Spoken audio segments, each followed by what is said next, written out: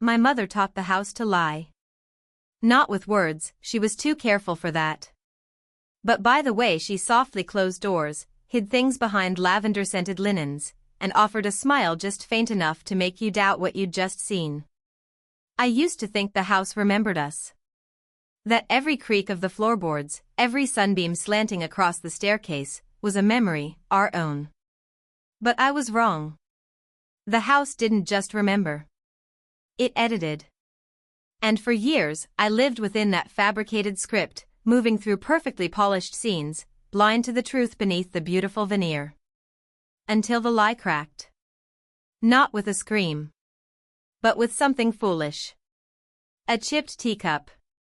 And suddenly, I was no longer sure if I had ever truly understood my mother. Or my sister. Or even myself. Because the house hadn't just hidden something. It had helped her bury it. That cup. It still sat there, on the mantelpiece, as always. Silent. But now, in that silence, I heard the echo of unspoken words, of truths evaded. And then, as if to confirm my nascent suspicions, Claire's voice came through the phone, crisp and certain, dismissing a fragile wisp of my memory of mother. Make believe. The words still echoed, sharp and dissonant as a cracked teacup, make believe. Claire had wielded it just yesterday during their weekly video call, her smile a careful, painted thing as she'd waved away Eleanor's description of their mother, Matilda, secretly composing little poems in the margins of her gardening catalogues. "Oh, Ellie," she'd said, her voice honeyed with that familiar, dismissive patience that wasn't patience at all, "you and your charming little fancies. Best to stick to what we know, don't you think?" Mother was hardly a poet. Make believe. It was Claire's polite term for any memory that didn't fit the carefully curated, stoically proper portrait of Matilda Vance she presented to the world, and by extension, the truth of Eleanor's own quiet, deeply felt life. Now, standing in the still, sun-dappled living room of the old Vance house, Eleanor felt the barb of it anew. She picked up Matilda's actual chipped teacup from the mantelpiece, the one their mother had favored for her morning Earl Grey, the one whose hairline fracture Eleanor knew by heart. This cup, with its faded violets, was no fancy. It was real. Just like the scent of lavender that still, impossibly, clung to Matilda's old shawls, or the way her voice would soften when she spoke of the first snowdrops. These weren't daydreams. They were the fragile, vital threads of a life truly lived, a life Eleanor felt increasingly compelled to protect from Claire's efficient, unseeing erasure. And this time, she thought, tracing the cup's crack, the word make-believe had lodged differently. Not as a familiar ache, but as a small, hard seed of something else entirely. The shrill ring of the telephone cut through the morning quiet, making Eleanor jump.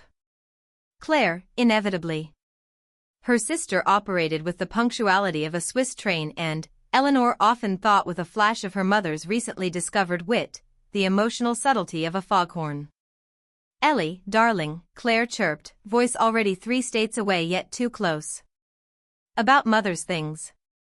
With the Brewster Centennial next year, the Historical Society is finally doing a proper Vance family feature. High time, don't you think?" Eleanor murmured in agreement, the teacup suddenly heavy in her hand. The Vance legacy.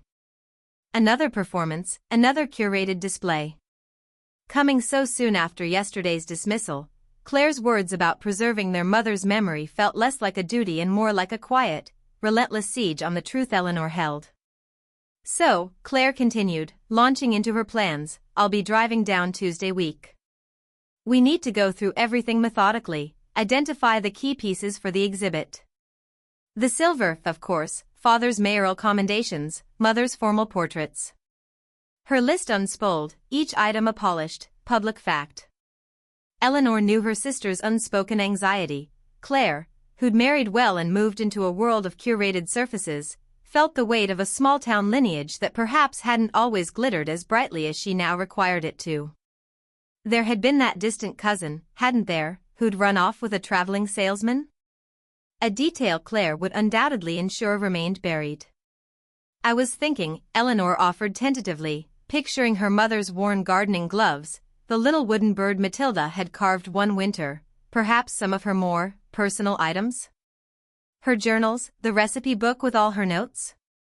They show so much of who she truly was.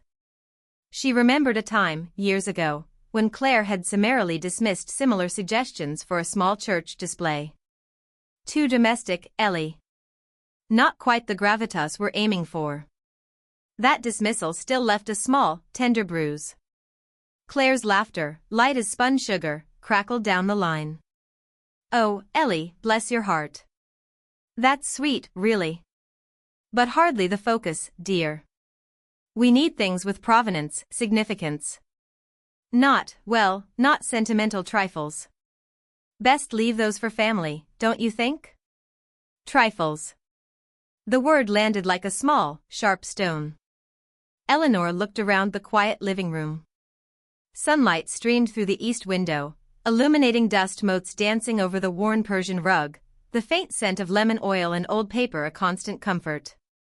Matilda's preferred teacup, still in her hand, felt like a fragile shield. After the call, the house felt heavier. She wandered into the kitchen, the heart of Matilda's domain. The recipe book lay on the counter, its cover softened with use, pages stained with vanilla and thyme. Matilda hadn't just recorded recipes, she'd chronicled life between the lines, a scribbled note about the first robin of spring next to her scones, a pressed pansy marking a page for lemon curd the week Eleanor had her tonsils out. Eleanor's fingers traced a faint, brown stain. Make-believe, Claire would call it if she even bothered to look. Just a stain. But Eleanor knew it was from the hot cocoa Matilda had spilled, laughing, the night they'd stayed up late listening to a thunderstorm, a rare moment of shared, uncomplicated joy. Claire had been away at boarding school then, already sculpting her separate, more polished existence. Upstairs, in the chill of the attic, boxes waited. Decades of Vance history, packed away. As per Claire's efficient email follow-up, Eleanor was to pre-sort for easy assessment. It felt less like preserving a legacy and more like preparing for an audit, her own quiet life, her own cherished memories, subject to Claire's exacting, and inevitably dismissive, review. The weight of it settled in her chest, familiar and constricting. The attic air hung thick and still, smelling of dried lavender Matilda used to tuck into linen chests and the sharp tang of time itself. Dust lay like a velvet shroud over forgotten steamer trunks and hat boxes piled high. Eleanor sneezed, the sound startlingly loud in the silence. Claire's pre-sorting instructions echoed in her mind, group by category, dear. Textiles, documents, heirlooms of note. It felt like dissecting a life rather than remembering one. She began with a cedar chest near the dormer window, its brass clasp stiff. Inside, beneath a layer of yellowed baby clothes smelling faintly of her own childhood, her fingers brushed against something unexpected, a small, fabric-covered book. It wasn't one of Matilda's official diaries, those were leather-bound, kept neatly on the downstairs secretary. This was softer, plumper, tied with a faded blue ribbon. With a surge of trepidation mixed with an almost illicit thrill, Eleanor drew it out. Matilda Vance. Private. The elegant, looped handwriting on the first page was unmistakably her mother's. A hidden journal. The crack in the meticulously constructed facade of Matilda's, and Claire's, narrative. Eleanor sank onto a low, rickety stool, the journal cool in her hands. She hadn't known it existed. Claire certainly hadn't. Her fingers fumbled with the ribbon. The first entry was dated shortly after Eleanor herself had left for college, a time Claire often recalled as when mother truly came into her own, so composed. October 12th, Matilda had written. Ellie's train pulled away like a sigh. The house feels too large, too quiet. Claire writes of her sorority dances, expects me to be thrilled by her triumphs. I am, of course. But sometimes I wish she would ask if the dahlias are still blooming. Eleanor's breath caught. This was not the voice of the stoic matriarch Claire described. This was vulnerable, yearning. She turned a page. A pressed violet, its color miraculously preserved, lay next to a surprisingly sharp observation about a town council meeting. Mr. Henderson droned on about property lines as if they were sacred scripture. One would think the man had never seen a sunset. A small, shaky sketch of a sparrow perched on a clothesline followed, its head cocked with an almost human curiosity. This Matilda was witty, observant, sometimes melancholic, with a dry humor Eleanor hadn't fully appreciated, or perhaps hadn't been allowed to see. Here were no pronouncements for posterity, only the quiet hum of an inner life. Scrawled poems about the changing light in the marshes, frustrated notes about failed attempts at watercolor painting, the river always looks like mud, lists of birds sighted at the feeder, and a surprising, tender passage about watching Daniel, Eleanor's late father, sleep. His snoring could wake the dead, but the slope of his shoulder in the moonlight, a comfort. Eleanor felt a strange mix of emotions, a fierce, protective love for this secret Matilda, a pang of sorrow for the years this voice had been hidden, and a burgeoning anger, cool and unfamiliar, towards Claire's casual, lifelong erasure. It wasn't just Eleanor's memories Claire dismissed, it was Matilda's very soul. A text message pinged from her phone, resting on a nearby trunk. Claire. Ellie, just checking in.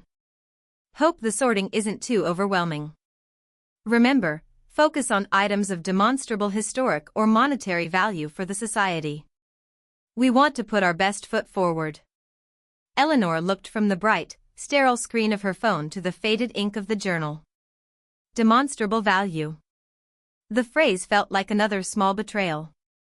The journal in her lap held no monetary value, would fetch nothing at auction.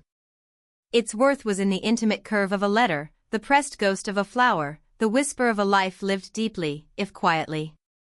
A life Claire seemed intent on editing into irrelevance. She read on, late into the afternoon, the attic growing colder as the sun dipped. There were entries about her own childhood clumsiness, viewed not with impatience, but with a wry, resigned affection. There was a passage about a young doctor she'd had a brief, unspoken fondness for before marrying Daniel, a revelation that would have scandalized Claire. He had kind eyes, Matilda wrote. Sometimes, that's all a woman truly needs. Eleanor closed the journal, her heart aching with the weight of its discovery. This wasn't just a book, it was a validation.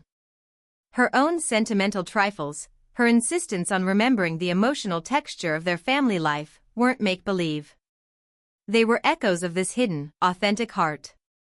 She tucked the journal back beneath the baby clothes, deeper this time, a fierce protectiveness solidifying within her. Claire could have the silver and the mayoral commendations. She could have her polished, public Vance. But this secret, vibrant Matilda, belonged to Eleanor. And she would not let her be silenced again. Tuesday week arrived with the steely gray sky of a New England autumn morning threatening rain.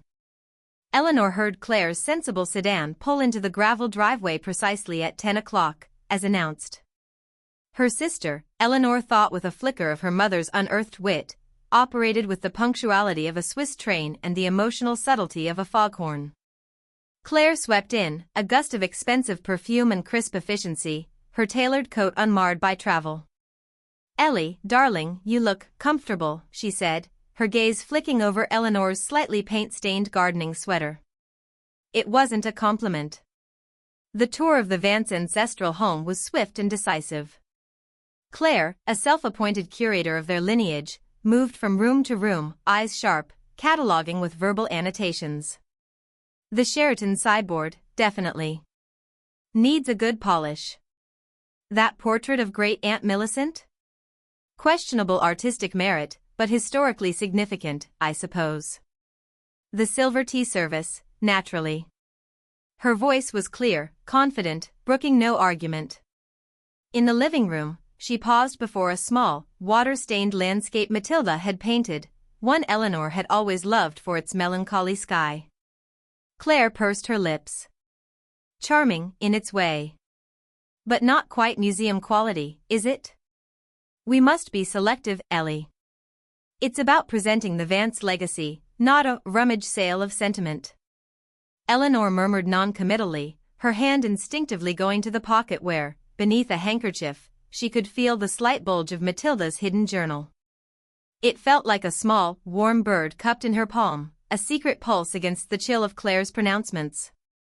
Now, Claire said, settling onto the edge of a queen and chair as if it might crumble beneath her. It wouldn't. It had outlasted generations of Van Cess, about Mother's papers. Any actual diaries, of course, the proper ones. And any significant correspondence. Father's letters to her during the war, for example. Things of that nature. Eleanor took a breath. This was it. There are her household journals, Claire. And some other, more personal writings I came across. She kept her voice carefully even. Claire waved a dismissive hand, a gesture as familiar and irritating to Eleanor as the loose floorboard on the landing. Oh, Ellie, recipes and grocery lists, I imagine. Perhaps a few pressed flowers. Sweet, but hardly the core of her intellectual life. We need to think about what will truly reflect her standing in the community. She paused, then delivered the line Eleanor knew was coming, the one that always felt like a silken glove wrapped around a small, hard fist. We don't want people thinking Mother was, well, you know, prone to fancies. Best to stick to the verifiable, dear. We wouldn't want her memory to be misunderstood. Some of your interpretations of her, while charming, have always been a little make-believe. There it was. Make-believe. The casual erasure of a lifetime's felt truth. The air in the room seemed to thin. Eleanor watched a dust mote drift in a sunbeam, oblivious. For a moment, a sharp, furious retort rose in her throat, something about the verifiability of a broken heart, the historical significance of a silent tear. She pictured her mother's sparrow sketch, Matilda's confession about Daniel's snoring, the longing for her daughter to ask about the dahlias. Fancies? Make-believe? But decades of ingrained deference, of being the sensitive, imaginative younger sister, held her tongue. She gave a small, stiff nod. I understand, Claire. Claire smiled, satisfied. Good. I knew you would. Now, I'll make a preliminary list, and when I come back tomorrow, we can start boxing things up. She pulled out a slim leather notebook and a silver pen. Efficiency personified. Eleanor excused herself, claiming a need to check on a pot on the stove. In the kitchen, her hands were trembling. She leaned against the cool porcelain of the sink, her breath coming in shallow bursts. Make-believe. The word ricocheted around her skull. She pulled out Matilda's journal, her fingers tracing the soft, worn fabric of its cover. The weight of it was a reassurance, an anchor. Inside these pages was a woman Claire refused to see, a history Claire was determined to edit. And Eleanor, for the first time with a clarity that was both terrifying and exhilarating, knew she couldn't let that happen. This wasn't just about her mother anymore. It was about her own truth, too. The house settled into a profound quiet after Claire left, a quiet that hummed with the unspoken and the newly discovered. Eleanor carried Matilda's hidden journal with her from room to room, as if it were a sleeping child she couldn't bear to leave unattended. She brewed pot after pot of the Earl Grey tea her mother had favored in her later years, a detail Claire, with her insistence on imported oolong for guests, had long forgotten or dismissed. Each sip was an act of communion. That night, Eleanor didn't sleep. Wrapped in one of Matilda's old cashmere shawls, faded to the color of a winter sky, she sat in the worn armchair by the hearth and read. Page after page, Matilda's true voice emerged, not in grand pronouncements, but in the delicate tracery of daily thoughts, fears, and quiet observations. There was a poem about the way frost outlined the bare branches of the oak tree outside the kitchen window, making it look like an old woman's hand, veined with silver, reaching for the dawn. There were reflections on her own mother, a woman Eleanor barely remembered, hinting at a legacy of quiet sorrows and resilient spirits passed down. She taught me the names of wildflowers, Matilda had written, but never how to ask for what I truly wanted. Eleanor paused, a familiar ache resonating in her own chest. Had she, too, learned that silent lesson too well? The journal chronicled Matilda's secret ambition to paint, not just polite landscapes, but the raw, wind-swept beauty of the nearby salt marshes. There were sketches of gulls, detailed notes on the mixing of colors, and lines of frustration. Claire insists my time would be better spent on the garden club committee. Perhaps she's right. A respectable legacy is built on roses, not reedy wetlands. But oh, the light on the marsh at dusk, the entry trailed off, unfinished. A deep, protective love swelled in Eleanor, fierce and tender. This was her mother, not the stern, emotionally sparse figure Claire curated for public consumption, but a woman of hidden fire, of artistic yearning, of poignant, unexpressed depth. She grieved for the Matilda whose complexities had been so thoroughly papered over, first perhaps by societal expectation, then by a daughter too keen on a tidier narrative. The sorrow wasn't just for Matilda, but for the chasm that had always existed between herself and Claire, a chasm Matilda's journal now illuminated with painful clarity. Claire hadn't just misunderstood their mother, she had, in her own way, silenced her. Sometime before dawn, Claire's list, left with crisp authority on the hall table, caught Eleanor's eye. Items to be prepared for collection tomorrow morning. Includes all maternal diaries, formal and informal, if any found, significant correspondence, family photograph albums, pre-1980. The parenthetical, if any found, next to informal diaries felt like another casual flick of dismissal. Eleanor picked up the list. Her fingers, tracing the neat, decisive print of Claire's instructions, were steady. She looked at her own reflection in the darkened windowpane, a faint, shadowy figure.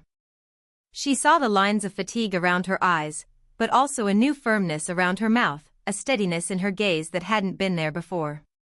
It was Matilda's gaze, she thought suddenly, the gaze of a woman who knew the value of hidden things, of truths kept safe in the heart's private archive. She remembered, with a clarity that stung, an afternoon years ago. She'd found an old photograph of their parents, young and laughing on a beach, a carefree moment utterly at odds with the formal portraits Claire favored. Eleanor had wanted to frame it, display it. Claire had frowned. "Oh, Ellie, it's a bit blurry, isn't it? And father's hair is dreadful. Not really representative." Eleanor had put the photo back in the box, another small memory conceded, another piece of her own felt truth quietly relinquished. She wouldn't do it again. Not this time. Not with something as precious as her mother's soul. The decision, when it finally settled, wasn't a fiery rebellion. It was a quiet click, a tumbler falling into place. She would protect Matilda's voice.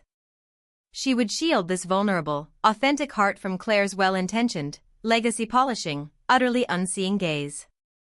The method was still forming, but the resolve was absolute.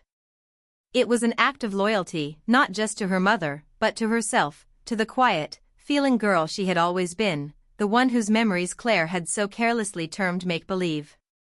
This, she realized, was her true inheritance, not the silver or the commendations, but the custodianship of this fragile, fierce, hidden truth. The morning dawned cool and clear, the threatened rain having passed in the night, leaving the air washed clean. Eleanor moved with a calm she hadn't felt in years, a quiet purpose thrumming beneath her skin. Today, she would perform her own kind of legacy work. She started in the dining room. The Vance silver, wrapped in tarnish-proof cloth, went into a velvet-lined box Claire had provided.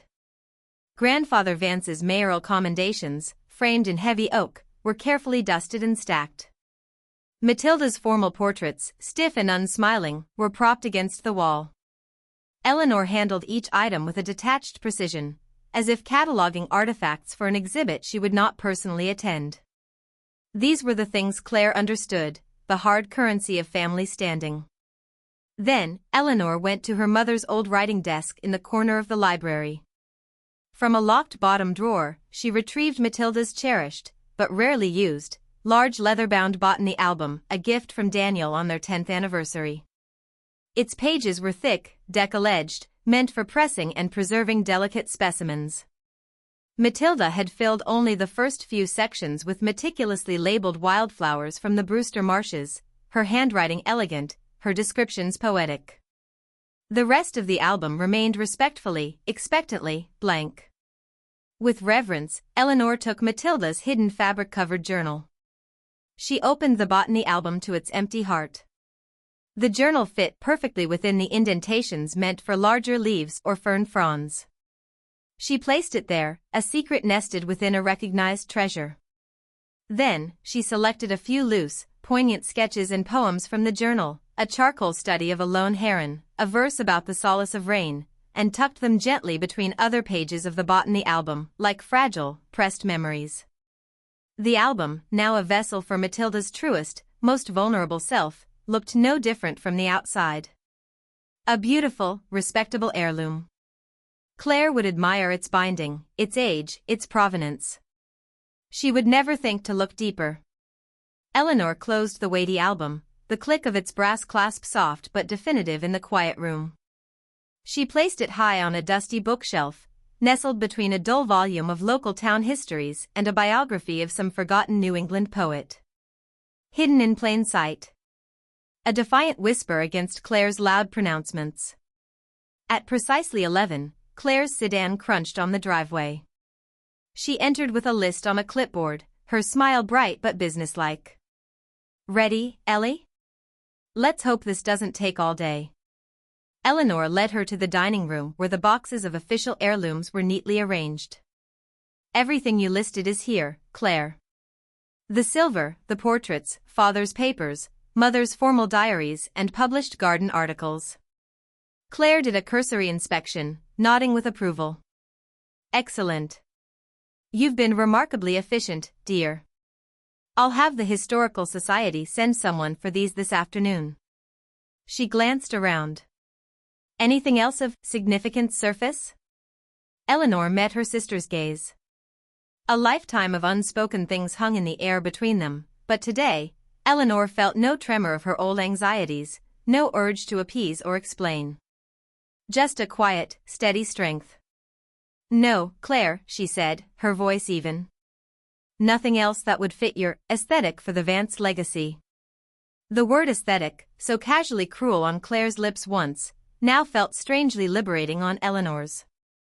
Claire, focused on her acquisitions and perhaps sensing an uncharacteristic finality in Eleanor's tone but misinterpreting its source, merely nodded.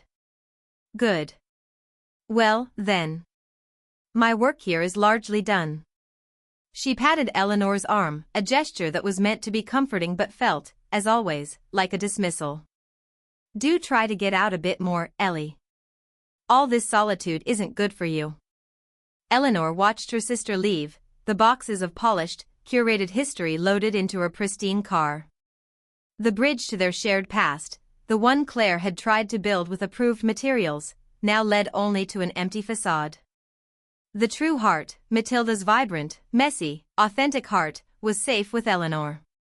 Alone again, Eleanor went to the library. She took down the heavy botany album. Opening it, she smoothed a page where Matilda had written, beside a delicate sketch of a Queen Anne's lace, "Beauty that asks for nothing. It simply is." A slow, genuine smile, the first in a very long time that held no trace of sorrow or resentment, touched Eleanor's lips. It was a bittersweet liberation, a private, profound loyalty fulfilled. She had saved her mother. And in doing so, perhaps, she had finally saved herself.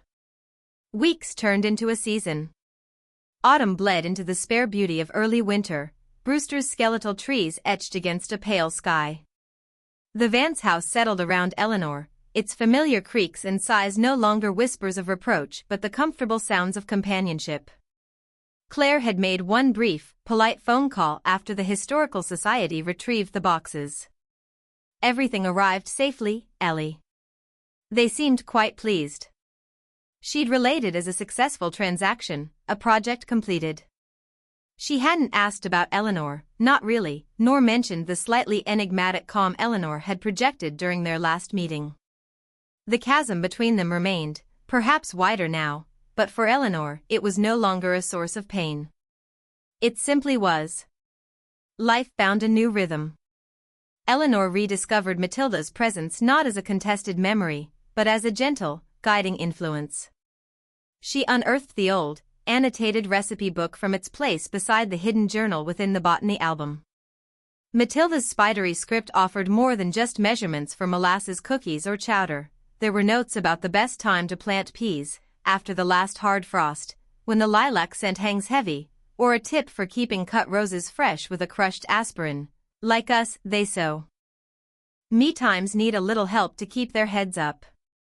One crisp November afternoon, Eleanor found herself in Matilda's overgrown perennial garden. Her mother had always despaired over the unruly asters and the encroaching goldenrod, yet her journal spoke of a secret fondness for their wildness. Armed with Matilda's sturdy old trowel, an object Claire would have undoubtedly deemed too battered for display, Eleanor began to work. She wasn't aiming for Claire's idea of order, nor even Matilda's previous attempts at polite taming. She was simply tending, making space, listening to what the earth and her mother's remembered hands seemed to suggest. The scent of cold soil and decaying leaves was sharp, honest. She remembered an earlier spring, years ago, before her father passed, standing in this same spot feeling adrift, overlooked, her opinions on the garden, like her memories, often gently corrected or ignored by a bustling, more confident Claire, who had definite ideas about landscape design. Back then, the silence of the garden had felt like a reflection of her own muted voice. Now, the quiet was different. It was a chosen solitude, filled with the vibrant presence of Matilda's true spirit, a companionship that asked for nothing but her willingness to see, to remember authentically.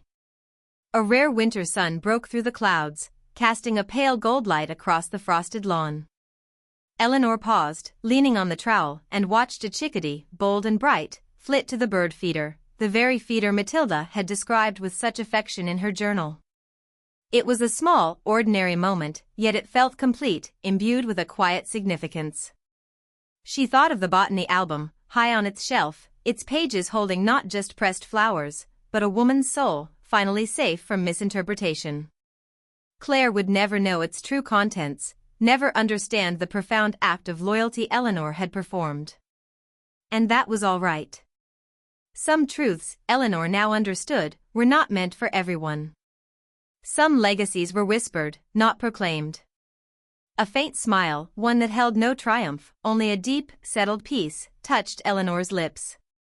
She had her mother back, the real Matilda, in the scribbled poems, the wry observations, the shared love for untamed things. The bridge to a shared, authentic past with Claire might indeed be gone, perhaps irrevocably. But in its place, Eleanor had found a quieter, stronger path to her own heart, to her mother's, to a way of being that was, at last, truly her own.